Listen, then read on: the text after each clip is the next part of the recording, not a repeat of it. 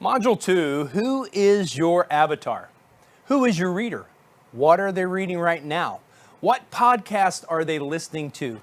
This will help you identify who is already influencing your target market. The word avatar simply means target market.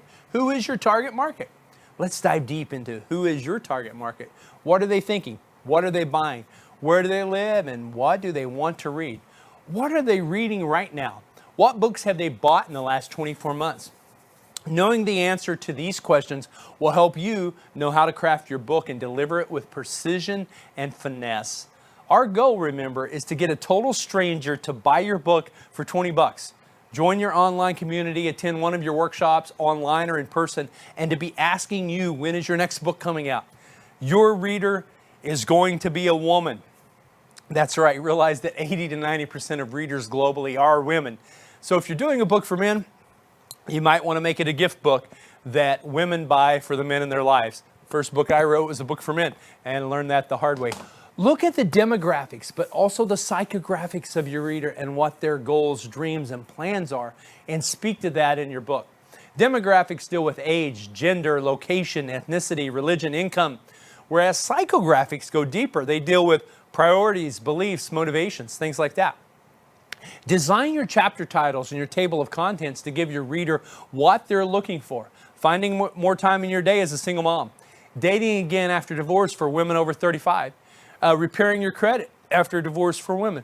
Be very specific. Number 2, not only are your readers women, your readers live outside the U.S. Powerful fact you need to know as you write your book that 76% of readers that buy books in English buy and read your book outside of the U.S. Knowing this will play a key factor with each opening chapter hook, the way you write your storyline, how you transition, how you apply your call to action, and the illustrations and stories you use in each chapter.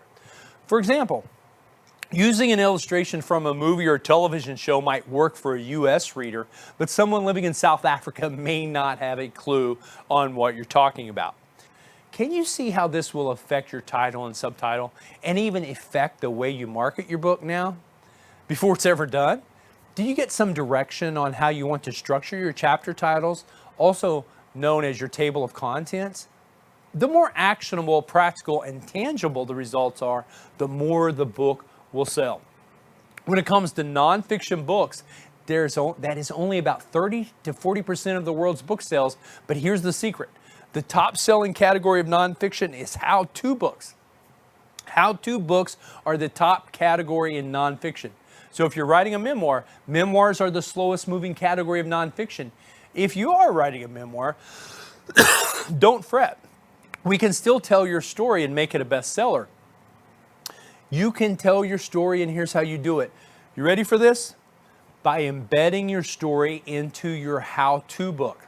For example, 5 pillars to keep you from getting rocked, or the 3 keys to success during a crisis, or the 7 habits of highly effective people. You see where I'm going with that?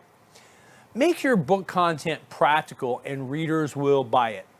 Based on 1 or 2 good chapters, most readers aren't buying a book for all 10 or 12 chapters.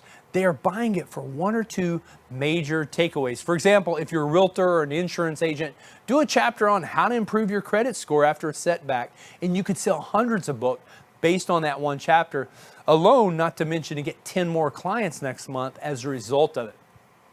People will buy your book because they hear your interview on a podcast, see a friend's comment about it on Facebook, or hear you do a Facebook Live yourself. The more what's in it for me content they see, the more your content will get shared and the more books you will sell.